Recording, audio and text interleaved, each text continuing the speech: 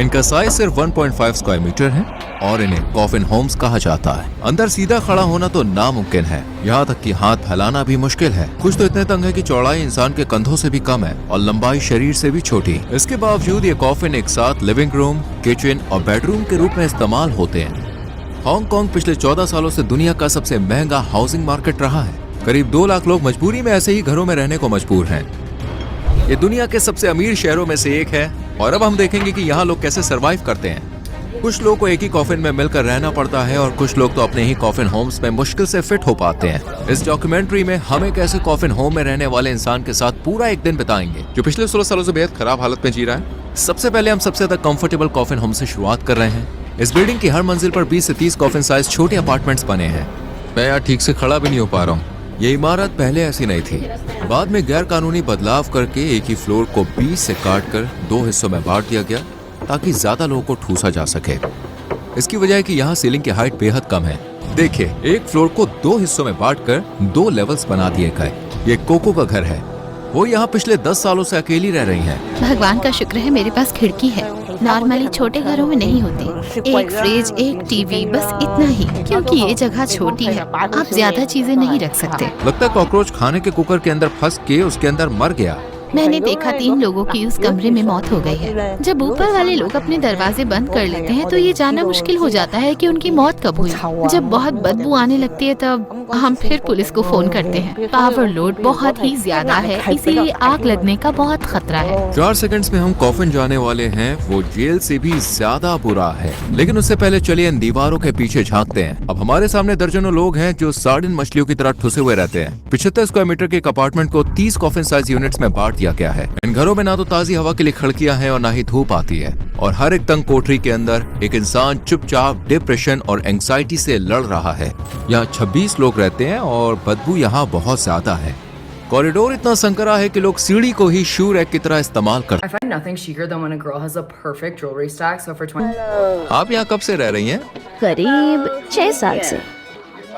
ओह, यहाँ पर एक और आदमी भी है। तो आप दोनों साथ में रहते हैं? हाँ, साथ रहते हैं। क्या ये आपके पति है? मेरा बॉय। वो ऐसी जगह में रहते हैं जहाँ एक इंसान का भी ठीक से फिट होना मुश्किल है। दीवारों के साथ लगे हुए हुक्स पर कपड़े, बैग और पर्सनल सामान टंगे हुए हैं। सिरहाने का एक हिस्सा ऑल पर्पस शेल्फ का काम करता है, जबकि दरवाजा इलेक्ट्रॉनिक्स और केबल से भरा हुआ है। नीचे की तरफ क्लीनिंग का सामान और बोतलें रखी हैं, उनका कचरा, इस्तेमाल किया हुआ तौलिया, फास्ट फूड के खाली पैकेट, सब कुछ उस तकिए से बस कुछ इंचेस की दूरी पे जहाँ पे उस रखते हैं। क्योंकि यहाँ कोई खिड़की नहीं है, इसलिए ठंडक के लिए वो फैन का इस्तेमाल करते हैं। उन्होंने अपने बाल छोटे रखे हैं ताकि कॉफिन होम्स की गर्मी में ज्यादा तकलीफ ना हो। यहाँ तो वेंटिलेशन भी नहीं है और हवा की क्वालिटी भी बहुत खराब है। आप ऐसे कैसे रहती हैं? मुझे फर्क नहीं पड़ता, जो भी है ठीक है। आप इतनी छोटी जगह में कपड़े कैसे बदलती हैं? यहाँ चलने के लिए झुकना और मुड़ना पड़ता है, इसमें ही करीब 10 मिनट लग जाते हैं। अच्छा, यहाँ रहना कैसा लगता है? बहुत मुश्किल। बहुत सारे कीड़े काटते हैं। देखो, ये क्या है? Bed bugs. ये बहुत बड़ी प्रॉब्लम है। हाँ, मुझे हर जगह काटते हैं, हर जगह। देखो मैंने कितने पकड़ रखे हैं, ये खून चूसते हैं। यहाँ बेड बग्स लोगों को काटकर एनीमिया तक कर सकते हैं। सब डिवाइडेड अपार्टमेंट्स में ये बहुत ही आम कीड़े होते हैं। एक फीमेल बेड बग अपनी जिंदगी में करीब 500 अंडे तक दे सकती है। यहाँ बेड बग से देख पा रहे हो, कितने सारे हैं। इसलिए कुछ फास्ट फूड लेने बाहर गई और वापस आ गई। वो एक कुर्सी उठाती है और उनका जो बेड है वो कुछ देर के लिए डाइनिंग टेबल बन जाता है। इन घरों में इंटरनेट, बिजली और पानी जितना ही जरूरी है। ज्यादातर रहने वाले लोगों के लिए एंटरटेनमेंट के नाम पर उनके पास सिर्फ फोन ही होते हैं। अब क्या काम करती हो? पार्ट टाइम क्लीनर हूँ। हर महीने कितने पैसे कमा लेती हो? 650 अमेरिकी डॉलर। इस 1.5 स्क्वायर मीटर का किराया कितना? 320 अमेरिकी डॉलर पर महीना। मतलब आपकी कमाई का आधा हिस्सा सिर्फ 1.5 स्क्वायर मीटर की जगह पर चला जाता है। रहने के लिए और कोई जगह नहीं थी। जो लोग कॉफिन होम्स वाले हिस्से के नीचे रहते हैं वो एक्चुअली में लकी होते हैं, क्योंकि वो लोग उस जगह को स्टोरेज के लिए यूज कर सकते हैं। ये उनका बेस्ट है जो वो कर सकते हैं। वहाँ वो अपने जूते रख सकते हैं, कपड़े टांग सकते हैं। लेकिन ऊपर वाले लोगों के लिए जिंदगी और भी मुश्किल है। उन्हें सब कुछ उसी कॉफिन के अंदर करना पड़ता है। अब हम एक और सब डिवाइडेड अपार्टमेंट में ऊपर वाली यूनिट्स देखने जा रहे हैं। इन कॉफिन्स के अंदर पैर रखने तक की जगह नहीं है। ऐसे ही लोग यहाँ कॉरिडोर पे बैठे रहते हैं। किराए को अफोर्ड करने के लिए लोगों को यहाँ बहुत ही खराब और अजीब टाइमिंग वाली जॉब्स भी करनी पड़ती है। फ्रैंकी चौ रात 9 बजे काम शुरू करते हैं और सुबह 5 बजे घर लौटते हैं। आप क्या काम करते हो? मेटल का काम। महीने में कितनी कमाई होती है? 1250 अमेरिकी डॉलर। यहाँ रहना कैसा लगता है? नहीं नहीं, बिल्कुल नहीं। ये बहुत ही तंग और छोटी जगह है। मेरा सेल बहुत सिंपल है, एक टीवी, बेड, जरूरी सामान, एक कंबल और एक तकिया, बस इतना ही। 10 साल बाद आप खुद को कहाँ देखते हो? तब तक तो शायद मैं मर चुका हूँ। ऐसा मत कहो। ये जगह बहुत तंग है और यहाँ बहुत उमस है। इन ऊपर वाली यूनिट से भी छोटे कमरे यहाँ मौजूद हैं। अब हम एक ऐसे इंसान से मिलने जा रहे हैं जो शारीरिक रूप से अपने कॉफिन होम के अंदर फिट ही नहीं हो पाता। मैं सोच भी नहीं सकता कि ऐसे हालात में जीना कितना मुश्किल होगा। लेकिन वहाँ जाने से पहले हम इस अपार्टमेंट के बाकी हिस्से देखते हैं और समझ में आता है कि यहाँ कोई किचन ही नहीं है। जो लोग बाहर का खाना नहीं खरीद सकते उन्हें गंदे बाथरूम में ही खाना बनाने के लिए मजबूर होना पड़ता है। यहाँ लोग टॉयलेट के पास ही खाना बनाते हैं क्योंकि किचन नहीं है। यही जगह उनका बाथरूम भी है। वो अपने कपड़े भी इसी टॉयलेट के ऊपर टांग देते हैं और इस टॉयलेट पर ढक्कन तक नहीं है। इस शहर में करीब 75 लाख लोग रहते हैं। जब आप हांगकांग को ऊपर से देखते हैं तो आपको जंगल के बीच से उगती हुई बांस जैसी ऊंची इमारतों से भरा एक बहुत बड़ा शहर दिखाई देता है। इस आइलैंड पर बिल्डिंग बनाने के लिए जमीन बहुत ही सीमित है। जगह की इतनी कमी के कारण अजीब और मजबूरी वाले सॉल्यूशन सामने आए हैं, जैसे एक 8 मंजिला पार्किंग गैरेज के ऊपर बनी 10 मंजिला बिल्डिंग। ये शहर पूरी तरह से भर चुका है। अब हम अगले अपार्टमेंट में हैं। ये अपार्टमेंट सीधे बाथरूम में खुलता है। दीवारों से गंदगी टपकती हुई साफ दिखती है। मिलिए जॉन से। उनका दरवाजा खुला रहता है क्योंकि बंद करने पर वो अंदर फिट ही नहीं हो पाते। उस व्यक्ति का बायां कंधा ताबूत जैसे कमरे से बाहर निकला हुआ है। वो एक बड़े शरीर वाले इंसान है और इतनी तंग जगह में रहना उनके लिए बहुत मुश्किल है। यहाँ जिंदगी कैसी है? चारों तरफ देखो, आपको कैसा लगेगा? आपका कोई परिवार है? पहले था, मेरी बीवी मुझे छोड़ गई क्योंकि मैं जुआ खेलता था। अब हमारा कोई संपर्क नहीं है, तो बस कभी कभी हॉर्स रेसिंग पर थोड़ा दाव लगाता हूँ। मैंने खुद को जुआ खेल के बर्बाद कर लिया। गुजारा कैसे करते हैं? मुझे वेलफेयर मिलता है। इतनी छोटी जगह में रहना धीरे धीरे शरीर को भी तोड़ देता है। दिन भर क्या करते हो? कुछ नहीं, बस टीवी देखता हूँ। कहीं जाने से डर लगता है। मुझे डर है कि कहीं चलते चलते पैर जवाब न दे दे और मैं गिर जाऊँ। 10 साल बाद आप खुद को कहाँ देखते हैं? 10 साल शायद कब्र में। आई होप ऐसा नहीं होगा। आपके पास गद्दा क्यों नहीं है? यहाँ बहुत गर्मी होती है। कई लोग गद्दा इसलिए नहीं रखते ताकि बेड बग्स का संक्रमण ना फैले। आप यहाँ कब से रह रहे हैं? 18 साल से। कई लोग यहाँ से कभी नहीं निकल पाते। इस कंक्रीट के जंगल में एक मिनिमम वेजेस पर काम करने वाले इंसान को 3 बेडरूम का अपार्टमेंट खरीदने के लिए 1000 साल तक बचत करनी पड़ेगी। क्या सरकारी घर के लिए आवेदन किया गया? मैंने अप्लाई किया है, लेकिन घर मिलने में बहुत टाइम लगेगा। ज्यादातर लोग कम किराए वाले सरकारी मकान तक पहुंचने के लिए 10 साल से भी ज्यादा समय तक इंतजार करते हैं और वो भी फ्री नहीं होता है। उनमें से कई लोगों के लिए प्रतीक्षा सूची आजीवन कारावास की तरह महसूस होती है। अब मान लो आप कॉफिन में नहीं रहना चाहते और अपने घर में आराम से खड़ा होना चाहते हो। हम एक रेंटल ऑफिस गए ताकि आपको दिखा सकें कि ये लग्जरी कितनी महंगी पड़ती है। हम हांगकांग के एक नॉर्मल इलाके में हैं अभी। मान लो आपने कुछ पैसे बचा लिए और अब आप एक घर खरीदना चाहते हो। यहाँ जो सबसे सस्ता ऑप्शन है आपको बता दे, वो सिर्फ 1 रूम वाला घर है और जिसकी कीमत $1 मिलियन से ज्यादा है। ये भी बहुत ही कम जगह है। अब मान लीजिए आप एक सिंगल बेडरूम अपार्टमेंट किराए पर लेना चाहते हैं तो उसका किराया करीब $4000 प्रति महीना होगा। और आगे आप देखेंगे कि यहाँ कब्र खरीदना भी घर खरीदने से ज्यादा मुश्किल है। खाते टाइम भी फोन देख रहे हो, ऐसा क्या मिलता है इसमें?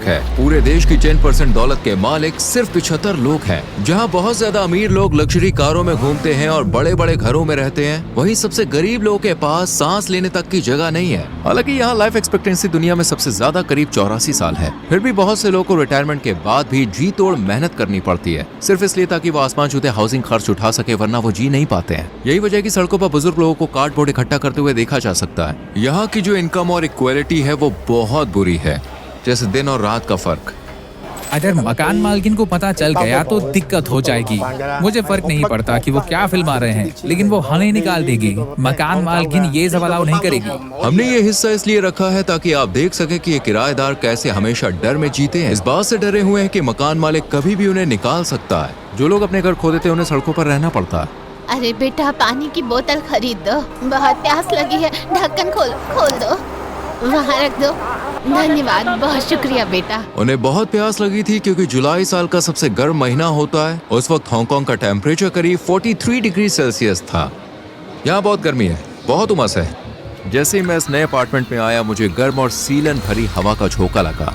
सीलिंग पर बहुत ज्यादा फंगस लगी हुई है। कॉफिन होम्स के अंदर की हवा सुरक्षित स्तर से 4 गुना ज्यादा प्रदूषित होती है। अंदर जाने का रास्ता पूरी तरह गंदगी से भरा हुआ है। एक रेजिडेंट लगातार फर्श पर टपक रहे गंदे पानी को पोंछने की कोशिश कर रहा है। फिर मैं खुद एक खाली कॉफिन होम के अंदर गया। अंदर जाते ही ऐसे लगा जैसे मैं एक डब्बे में बंद हो गया हूँ, जैसे दीवारें मुझ पर बंद होती जा रही हों। ये अब तक का सबसे सादा कॉफिन है जिसे हमने देखा है। यहाँ रहने वाले इंसान के पास लगभग कुछ भी नहीं है। एक दीवार पर नीले आसमान, बादलों, फूलों और तितलियों के स्टिकर्स लगे थे, जैसे वो क्लॉस्ट्रोफोबिया से बचने की कोशिश कर रहा हो। दूसरी तरफ लोहे की जाली थी। ऐसा लगता था जैसे किसी पिंजरे में बंद हो। यहाँ ना ताजी हवा आती और ना ही धूप। यहाँ बहुत गर्मी है, बहुत उमस है। ऐसे में लोग सोते कैसे होंगे? मैं ठीक से सांस भी नहीं ले पा रहा। सोचो, कपड़े यहीं टांगने हैं और यहीं पे इन्हें सोना है। मोबाइल पे यूट्यूब देखना है, और जब करने को कुछ ना हो तो थोड़ी देर बाहर टहलने जाना, फिर वापस आना। यही जिंदगी है। पड़ोसियों की आवाज़ों के बीच में सोना सच में बहुत ज़्यादा दुखद है। काफ़ी ज़्यादा दिक्कत होती है। ये दुखद है, बहुत दुखद है। मुझे यहाँ से जाना है, चलो चलें। कुछ घरों में तो सामान का दरवाजा सिर्फ एक पर्दा होता है, यानी अंदर रहने वाले लोग के पास बिल्कुल भी सिक्योरिटी नहीं होती। हेलो, हाय, आप क्या बना रही हैं? चावल बना रही हूँ। यहाँ कपड़े धोने की जगह भी है, वो भी किचन में, जो लगभग टॉयलेट का ही हिस्सा है। ये बिल्कुल भी हाइजीनिक नहीं है। यहाँ पर एक वॉशिंग मशीन भी है। वो लोग जितना हो सके जगह का इस्तेमाल करने की कोशिश कर रहे हैं, लेकिन सब कुछ बिखरा हुआ लगता है। मेरी दोस्त को ये शॉट लेने के लिए टॉयलेट पर चढ़ना पड़ा। वो उसी सिंक में सब्जियां धो रही हैं जिसे लोग टॉयलेट इस्तेमाल करने के बाद यूज करते हैं। इससे खाने में ई कोलाई और साल्मोनेला जैसे बैक्टीरिया जाने का गंभीर खतरा रहता है, जो उन्हें बीमार कर सकते हैं। मिस्टर ली उन कई लोगों में से एक हैं जो जिंदा रहते हुए भी कॉफिन में रहने को मजबूर हैं। उनका घर अब तक का सबसे ज्यादा भरा हुआ कॉफिन है जो हमने देखा है। कोई काम नहीं मिल रहा है। एक बार मुझे चोरी के केस में गिरफ्तार किया गया था। मुझे सड़क पर एक फोन मिला था और मैंने पुलिस को नहीं बताया। बाद में वो फोन मेरे पास मिला तो उन्होंने मुझे अरेस्ट कर लिया। क्या जेल की कोठरी कॉफिन होम से ज्यादा आरामदायक होती है? हाँ, बिल्कुल। हांगकांग में कैदियों को 7.5 स्क्वायर मीटर की जगह मिलती है जिसमें पर्सनल टॉयलेट होता है, जबकि कॉफिन होम सिर्फ 1.5 स्क्वायर मीटर के होते हैं, जहां खड़े होने तक की जगह नहीं होती है। उसी स्थान में 10 ताबू जैसे घरों को एक दूसरे के ऊपर रखा जा सकता है। अब हम मिलने जा रहे हैं मिस्टर वोंग से। यहाँ तक कैसे पहुँचे? बहुत साल पहले की बात है। अब मैं गरीब आदमी हूँ। पहले मैं अमीर था। पहले घर था, बीवी थी, बेटी थी। वो छोड़कर चली गई? हाँ। अब बात नहीं होती उनसे? पैसे नहीं है, इसीलिए वो नहीं बोलती। आपकी उम्र क्या है अभी? 63 साल। वोंग हमें अपनी छोटी सी डेली रूटीन दिखाने बाहर ले गए। पहले वो हमें अपने मंदिर ले गए। मंदिर बंद था, लेकिन वो बाहर गेट पर ही प्रार्थना करने लगे। इतनी मुश्किलों के बावजूद वो उसके लिए शुक्रगुजार हैं। रास्ते में वो एक मार्केट स्टॉल पर रुके और अपने पास मौजूद थोड़े से पैसों से कुछ फल खरीदे। फिर वो उस रेस्टोरेंट में गए जिसके उनके पास कूपन थे। वहाँ चावल के साथ कई तरह के खाने मिलते हैं। ये खाना आमतौर पर नमक और फैट से भरा हुआ होता है। उन्हें मील वाउचर इस्तेमाल करने में शर्म आती थी, इसलिए वो घर पर खाना पसंद करते थे। सबसे पहले वो अपना सामान उस फ्रिज में रखते हैं जिसे 20 से ज्यादा लोग मिलकर इस्तेमाल करते हैं। इसके बाद वोंग अपने बेड पर चढ़ते हैं और खाना खाना शुरू करते हैं। उनका बैठे बैठे रहने वाला लाइफस्टाइल और रेस्टोरेंट का अनहेल्दी खाना उनकी सेहत बिगाड़ रहा है। देखो, मेरा ब्लड प्रेशर बहुत हाई है। इतना ज्यादा ब्लड प्रेशर दिल से जुड़ी गंभीर समस्याओं का खतरा बढ़ा सकता है। लेकिन जो कब्रिस्तान आप आगे देखने वाले हैं वो दिखाता है कि यहाँ मौत भी कोई राहत नहीं है। हर दिन एक जैसा है। खाना खत्म करो और वीडियो देखो। ये लंच और डिनर दोनों के लिए है। उन्होंने अपने भोजन को सावधानी पूर्वक इस प्रकार में बांटा कि 2 बार में काम चल सके। क्या आप कोई अवैध चीजें इस्तेमाल करते हैं? नहीं, लेकिन यहाँ बहुत लोग करते हैं। रात होते ही लव होम्स खुल जाते हैं। वोंग हमें एक ऐसी जगह लेकर गए। हर कमरे में एक लड़की होती है। अंदर कोई है, लिखा है प्लीज।